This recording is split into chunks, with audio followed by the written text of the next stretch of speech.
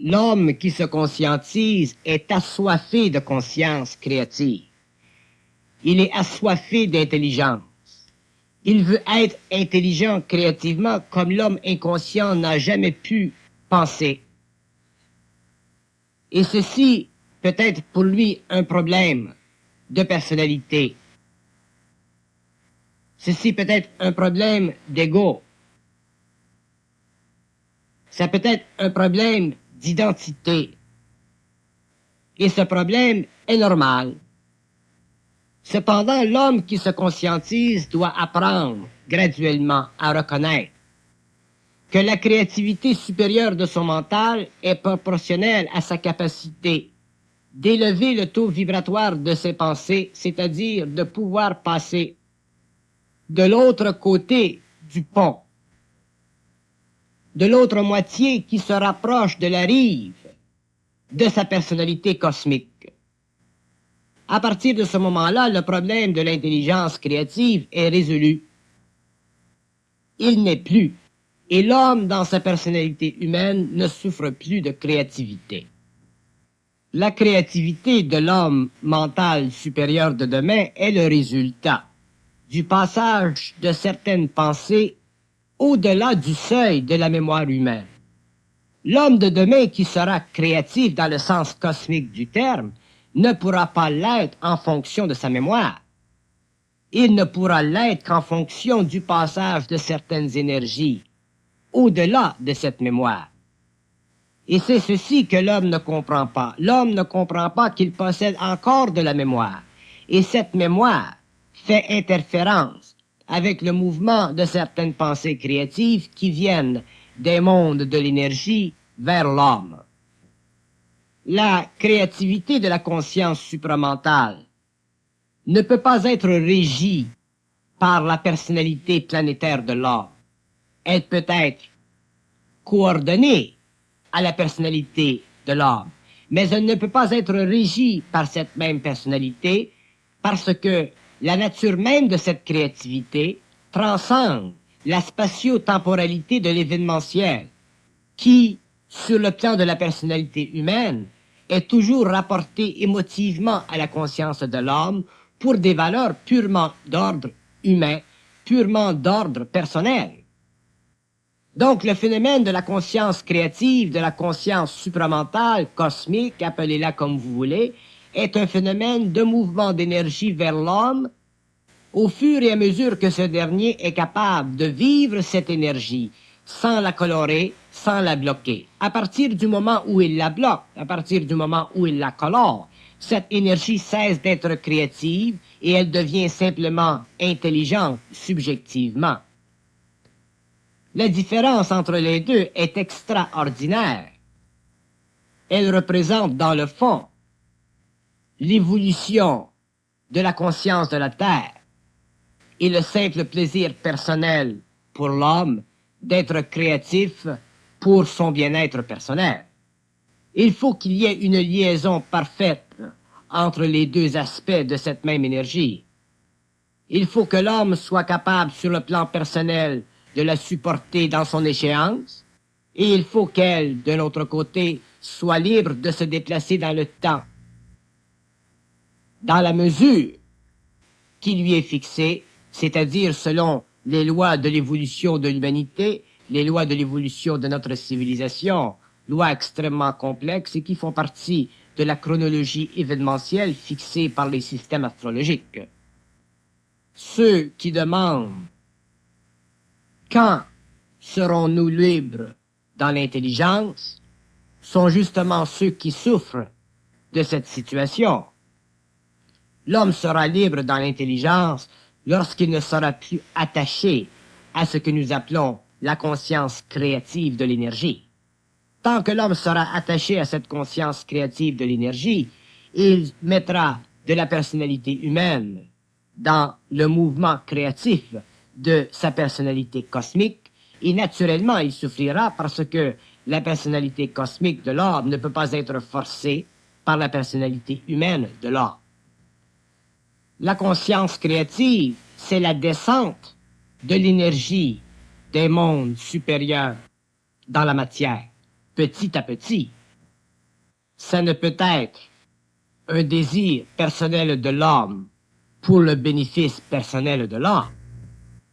Si l'homme doit un jour entrer en contact avec des intelligences venant d'autres parties de la galaxie, il lui faut être créatif dans le mental, c'est-à-dire ajusté dans le temps d'une telle expérience. Mais pour que l'homme soit ajusté dans le temps d'une telle expérience, il lui faut vivre sa créativité d'une façon qui n'est pas régie par la personnalité humaine, mais par la personnalité cosmique en lui. Et ceci ne peut se faire que par le monde de la pensée, qu'à travers le monde de la pensée. L'homme ne peut être ajusté vis-à-vis sa personnalité cosmique qu'au fur et à mesure où il épure la subjectivité de ses pensées, où il peut commencer à transposer le mental inférieur ou la conscience d'un mental inférieur dans une conscience supérieure du mental, où il est capable alors de vivre en parfaite harmonie, mentalement parlant, sur le plan de sa personnalité, en relation avec sa personnalité cosmique qui est à l'origine du mouvement de la pensée dans son mental. L'équilibre du monde mental de l'homme est très important parce que il représente l'union entre la personnalité humaine et la personnalité cosmique. Plus cet équilibre est grand, plus l'union est grande, plus la fusion est avancée, plus l'intégration se fait. Nous avons pris l'habitude de penser intelligence en fonction de ce qu'elle nous rapporte au niveau de notre personnalité humaine, au lieu de penser intelligence en fonction de ce que nous apportons à la conscience de l'homme. Le mot intelligence ne veut pas dire ou impliquer ce que la personnalité humaine veut qu'il implique. Le mot intelligence représente la continuité d'échange énergétique entre la personnalité cosmique et la personnalité humaine. Et plus cet échange d'énergie est perfectionné, plus l'intelligence est grande, plus elle est créative. Mais elle ne fait pas partie du besoin psychologique de l'homme d'exprimer dans le monde une qualité personnelle de sa conscience mentale. C'est pourquoi nous avons tant de difficultés à reconnaître l'aspect concret de notre mental, parce que nous bloquons cette expérience à cause, justement, du grand besoin émotif d'être créativement intelligent. Être créativement intelligent est le produit accéléré du mouvement de l'énergie à travers le pont de la pensée vis-à-vis la personnalité humaine. Ce n'est pas une qualité de l'homme. C'est une progression de l'énergie dans l'homme. Progression qui mène à la fusion de l'homme, c'est-à-dire à l'intégration, à l'unitisation de l'être humain, à la recomposition parfaite de cet être à partir de son principe planétaire et de son principe cosmique. Mais si nous tenons trop à représenter ou à vivre de l'intelligence créative, nous bloquerons cette intelligence créative parce que elle ne fait pas partie des aspects personnels de la conscience humaine. Elle fait partie des aspects transpersonnels, prépersonnels de cette même conscience humaine. Elle fait partie d'un monde supérieur qui, avec l'homme, crée un pont d'énergie qu'on appelle la pensée pour l'expression dans le monde d'une plus grande force créative, permettant ainsi l'évolution et une meilleure gestion des différents matériaux d'expérience, tant sur le plan matériel que sur les plans subtils. Si par exemple je demande à mon double d'être plus intelligent créativement, il me répond « ce n'est pas le temps ». Ceci veut dire quoi? Ceci veut dire que l'intelligence créative n'est pas régie par la personnalité humaine, mais bien par la personnalité cosmique de l'homme. À partir de ce moment-là, je peux me restreindre de souffrir, de vouloir ou de désirer d'être créativement intelligent. Donc, à partir de ce même moment-là, je le deviens de plus en plus parce que je bloque moins cette énergie par des mécanismes qui font partie de la personnalité humaine. Si je demande à mon double « Qu'est-ce que la vie supramentale ?» il me répond « C'est la prise de conscience qui mène à l'immortalité de la conscience. » Pourquoi je demande ces questions? Est-ce que je les demande par curiosité? Non. Je les demande simplement pour que l'intelligence créative puisse s'exprimer sur la Terre. Mais si je demande cette même question par curiosité, il me dira « Tu verras ». Donc, dans l'échange de l'énergie entre la personnalité humaine et la personnalité cosmique, pour que l'homme puisse bénéficier d'un mental concret, il faut réellement qu'il soit désengagé sur le plan de la personnalité humaine. Et même si lui croit être désengagé sur le plan de la personnalité humaine, sa personnalité cosmique, si vraiment c'est le cas, et si ce n'est pas le cas, l'homme verra que l'énergie créative ne passera pas en lui comme il le voudrait, comme il la souhaiterait. Ce sont des lois cosmiques, ce sont des lois parfaites. L'énergie créative est harmonisée avec l'homme, avec sa personnalité humaine, lorsqu'il perd le désir de la posséder. Si l'homme comprenait réellement ce que veut dire énergie créative, ce qu'elle implique cosmiquement sur une planète, il n'oserait jamais penser la posséder. C'est justement parce qu'il ne la connaît pas, parce qu'il n'en connaît pas l'intention, la dimensionnalité, qu'il croit pouvoir la posséder. Et avec le temps, l'expérience, il voit qu'il ne peut pas la posséder. Mais, d'un autre côté, il en a souffert de ce désir pendant de longues années. L'énergie créative vient dans le temps de l'homme comme elle vient dans le temps de la Terre. Elle fait partie de l'évolution de l'homme comme elle fait partie de l'évolution de son globe. Nous pouvons facilement savoir par la communication avec le double que l'énergie créative de la conscience supramentale représente le pouvoir de la nouvelle civilisation. Il ne représente pas simplement le pouvoir de l'homme. Et pour cette raison, l'homme qui la vit, qui la canalise, ne peut pas être séparé dans l'événementiel du calendrier cosmique de la planète Terre.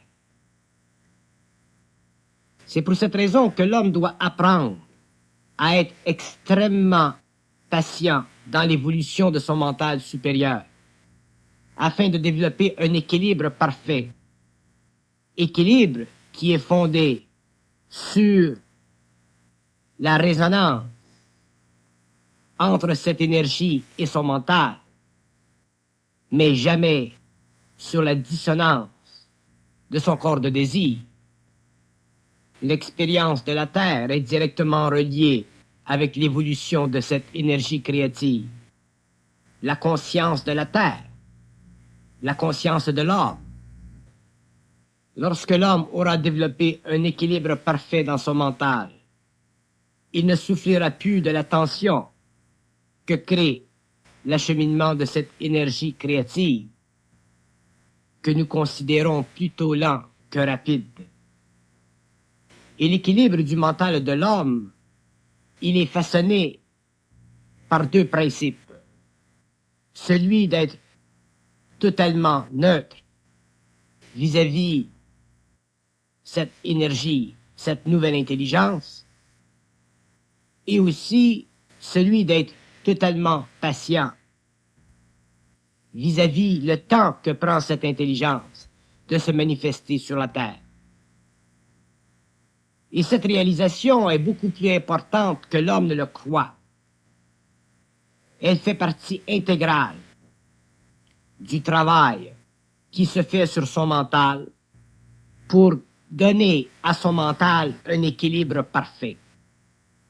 Une telle énergie ne peut pas être reçue tant que l'homme n'a pas atteint un certain équilibre. Et plus l'équilibre se fait, plus l'énergie se fait sentir, plus elle se rend à la conscience de l'homme, et plus ce dernier s'aperçoit qu'effectivement, il devient de plus en plus créatif. Mais il faut que l'homme puisse apprécier, si vous voulez, ce qu'il est, ce qu'il peut rendre de cette énergie. S'il veut trop, il la bloquera, il sera incapable de la rendre, et il souffrira d'elle, de sa lenteur. Pour que l'homme soit libre dans le mental et puisse bénéficier d'une façon créative de sa nouvelle énergie, il doit comprendre que la relation entre la personnalité humaine et la personnalité cosmique ne peut être qu'une relation d'équilibre de plus en plus perfectionnée.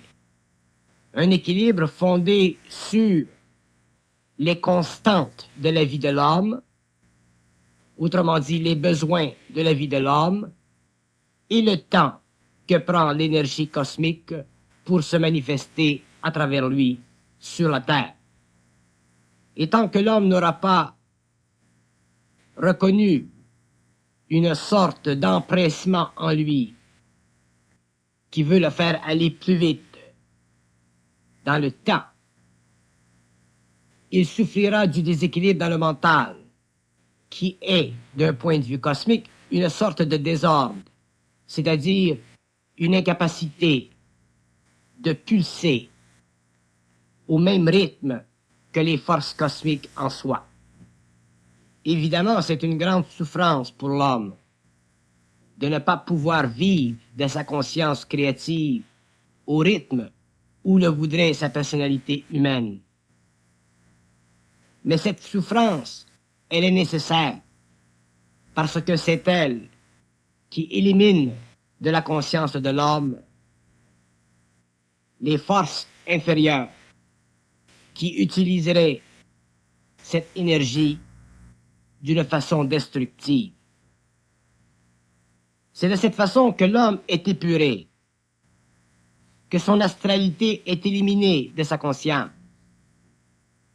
et qu'il en arrive un jour à intégrer parfaitement l'énergie, c'est-à-dire la rendre dans son temps comme elle doit être rendue, sans coloration,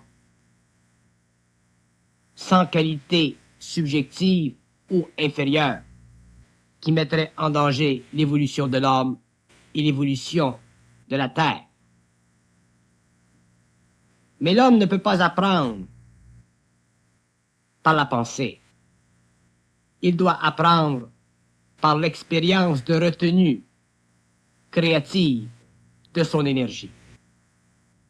L'homme ne peut apprendre que dans la crise qui met en conflit sa personnalité humaine et sa personnalité cosmique. Et dans cette compréhension, dans cette étude, dans cette expérience, il voit que sa personnalité cosmique est plus puissante que sa personnalité humaine, car c'est justement elle qui est créative, alors que sa personnalité humaine représente le canal de sa créativité. L'ego est instable dans l'homme. Il ne peut pas, tous les jours, de façon permanente, vibrer à l'énergie de la personnalité cosmique. Cette énergie est trop puissante pour lui. Elle demande trop à sa personnalité humaine. C'est avec le temps que l'ego développe de la stabilité, de l'équilibre dans le mental, une force réelle, une compréhension parfaite et une absence totale de crainte. C'est parce que l'ego dans l'homme est instable qu'il ne peut pas vivre sa créativité de façon continue, permanente et dans le temps de la personnalité. C'est justement à cause de cette instabilité que l'énergie ne peut pas se situer de façon parfaite, qu'elle ne peut pas se situer de façon à donner à l'homme le sentiment d'ascension dans la vie, le sentiment de conquête dans la vie, le sentiment de contrôle dans la vie. L'ego ne peut pas manipuler une force en lui qui lui est étrange, une force qui est au-dessus de ses moyens, une force qui demande trop de sa petite personnalité. L'ego possède un très grand appétit, mais il ne peut pas tout bouffer de ce qui est sur l'assiette cosmique. Il croit pouvoir tout bouffer avant de s'asseoir à la table, mais dès qu'il est à la table, il sent le besoin de se retirer, de faire un peu de gymnastique, de prendre un peu de recul, parce que la réalité est plus grande que son désir. Nombreux sont ceux qui courent vers la science du mental, la conscience cosmique de l'homme nouveau. Mais peu sont-ils qui peuvent absorber la dose nécessaire à la transmutation de la personnalité humaine, à l'équilibre mental et émotif de l'ego, pour le passage parfait de l'énergie de la personnalité cosmique qui ne se mesure pas en termes de désir humain, mais en termes de force intérieure, capable d'affronter tout ce qui vient vers l'homme, qui fasse partie d'une conscience inférieure, encore appesantie par le doute, l'incapacité et la crainte. Le temps est l'arme absolue contre l'ego. Il représente le pouvoir de l'énergie contre la personnalité humaine. Un jour, il devra représenter l'équilibre entre la personnalité humaine et la personnalité cosmique de l'homme. Et tant que le temps sera l'ennemi de l'homme, c'est que ce dernier n'aura pas réussi à renverser la polarité de ses émotions, la distraction de son mental, et qu'il n'aura pas remplacé la diffusion de ses énergies par la haute concentration de l'énergie créative dans son mental. L'ego est une force extrêmement instable chez l'homme, beaucoup plus instable ou rendu instable qu'il ne peut le croire.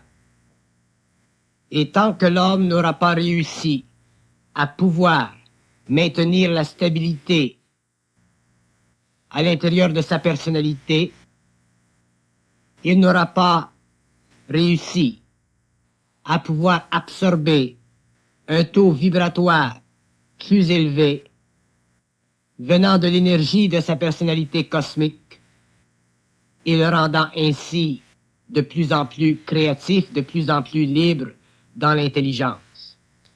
Le nouvel initié ne vit pas de choix dans la nouvelle aventure de l'homme. Il vit un passage, et ce passage est étroit, et il demeurera étroit pour tous ceux qui feront partie de l'ancienne évolution et qui devront s'acheminer vers la nouvelle évolution.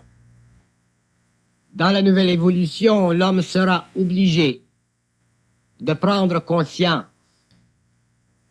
de la puissance de sa personnalité cosmique, de sa capacité de jouer avec l'événementiel en se servant temporairement de certains aspects de la personnalité humaine qui doivent servir à l'ajustement du corps mental de l'homme et à la génération, à travers l'homme nouveau, d'une nouvelle race.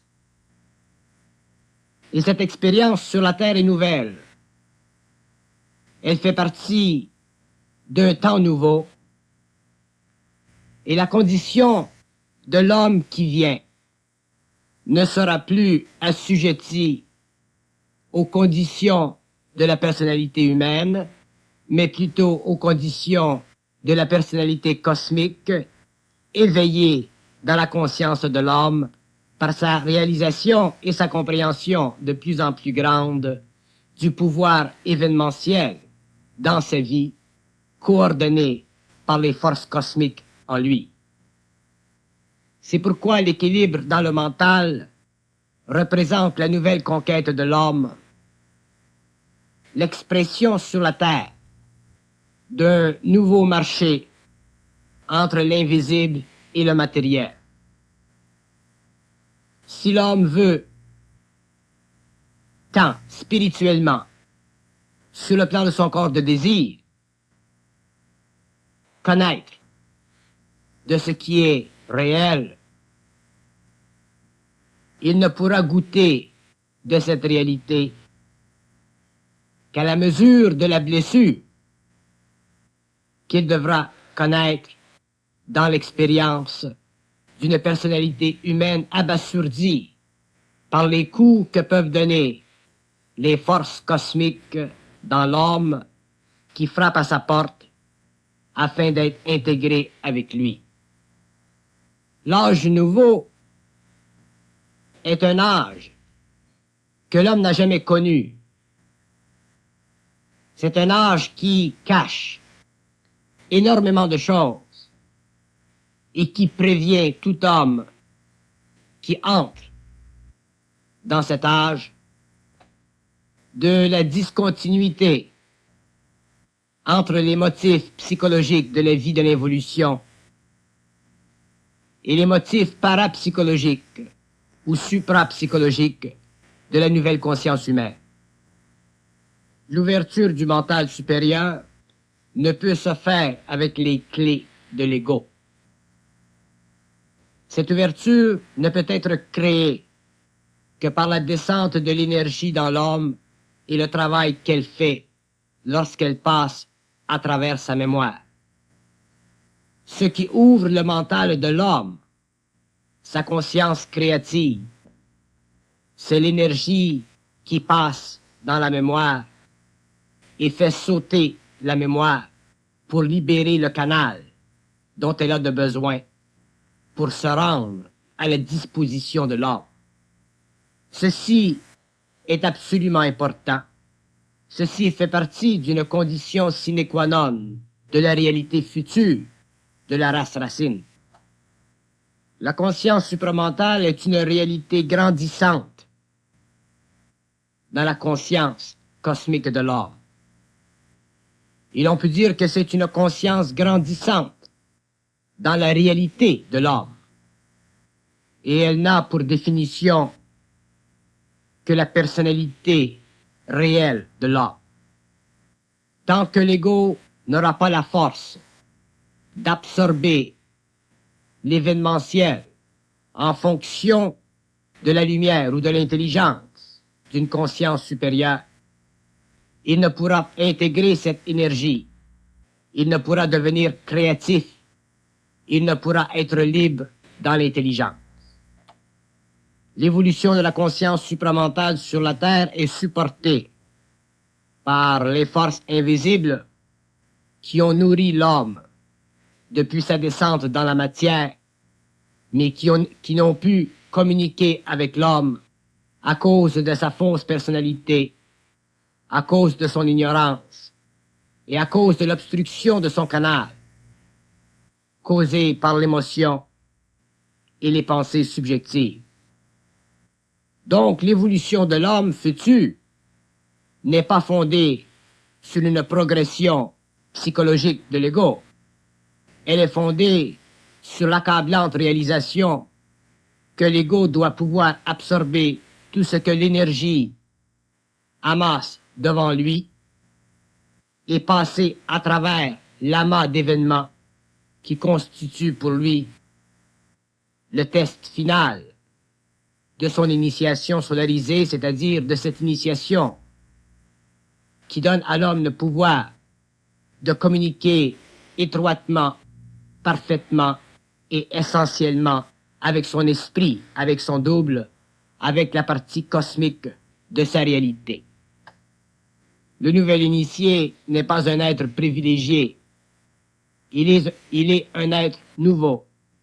Il représente un homme neuf, avec une conscience neuve, incapable de s'apitoyer devant les faits psychologiques de la programmation astrale.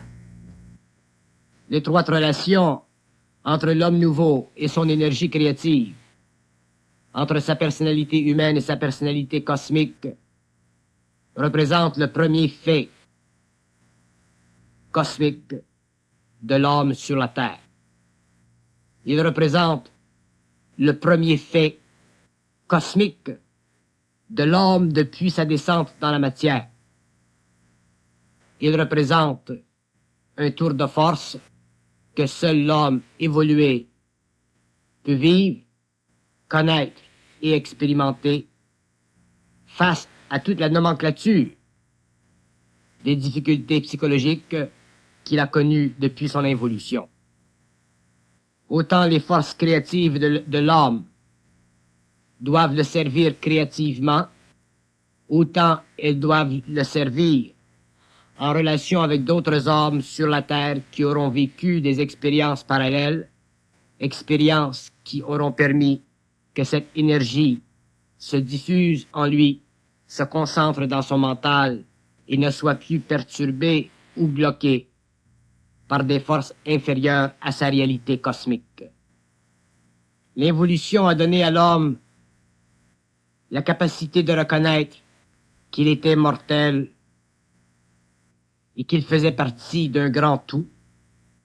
L'évolution donnera à l'homme la capacité de reconnaître qu'il est immortel et qu'il fait partie du grand tout.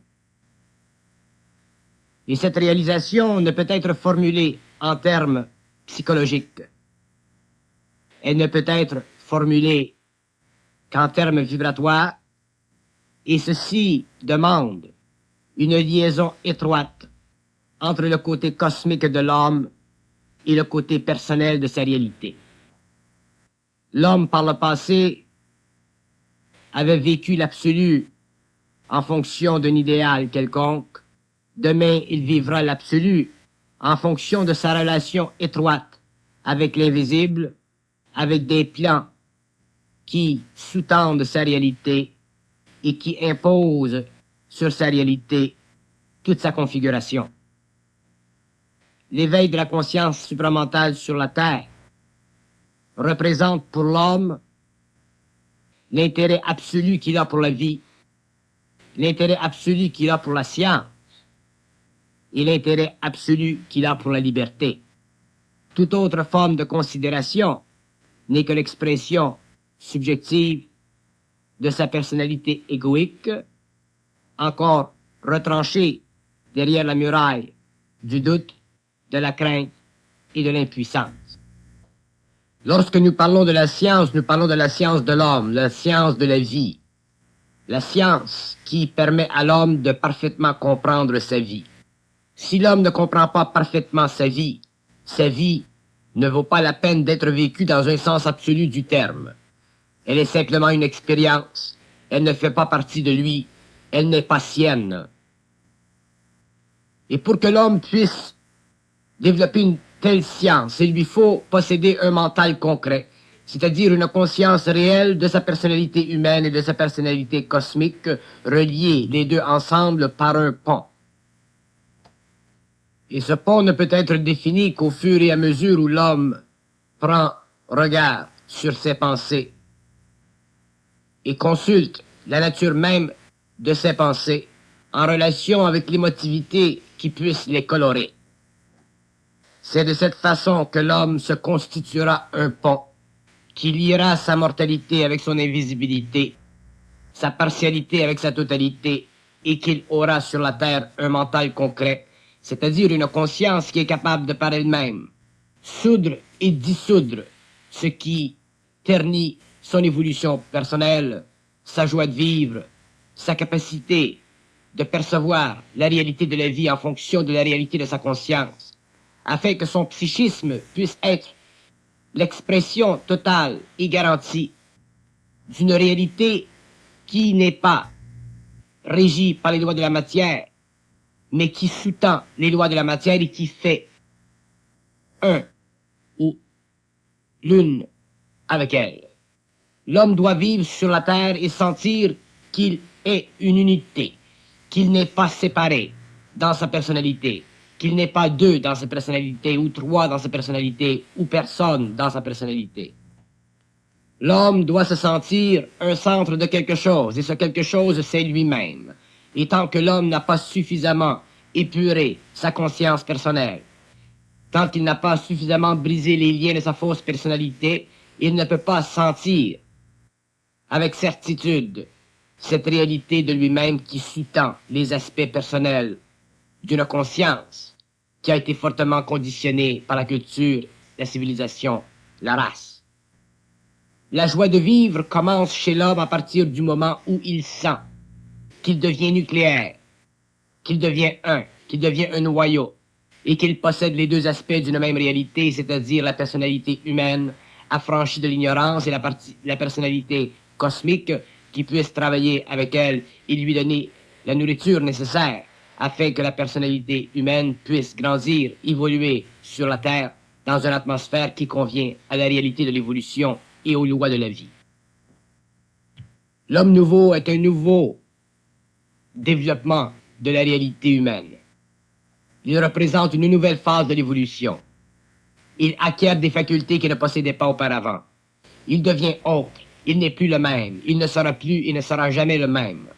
Et ceux qui vont dans cette nouvelle direction et qui prennent conscience doivent réaliser qu'ils sont mieux aujourd'hui qu'ils étaient hier et qu'ils seront mieux demain qu'ils sont aujourd'hui. De sorte que ces hommes peuvent graduer de plus en plus vers une réalité qui leur conviendra de plus en plus et qui fera partie d'eux-mêmes, c'est-à-dire qui leur permettra pour la première fois de prendre conscience concrètement dans leur mental de leur réalité. Demain, il n'y aura plus de place dans le mental de l'homme pour la projection psychologique. Il n'y aura plus de place dans son mental pour l'extrapolation spirituelle ou métaphysique. L'homme devra être réel, c'est-à-dire qu'il devra se sentir parfaitement nucléaire, capable de supporter la vie dans son ensemble et capable d'exploiter la vie dans son ensemble. Et cette capacité réfléchira. La centricité de son mental sera l'expression du concret de son mental et l'homme sur la terre sera heureux comme il l'a toujours voulu, comme il l'a toujours idéalisé. Mais il ne peut pas atteindre ces sommets de l'expérience tant qu'il n'a pas complètement réalisé que sa personnalité est un boulet de canon au pied de sa conscience. Tant qu'il n'a pas réalisé qu'il possède deux personnalités, une personnalité humaine et une personnalité cosmique qui doivent être jointes par un pont, qui est celui de la pensée de plus en plus évoluée, de plus en plus vibrante, de plus en plus créative et de plus en plus objective. En dessous de ceci, l'homme est et demeure existentiel.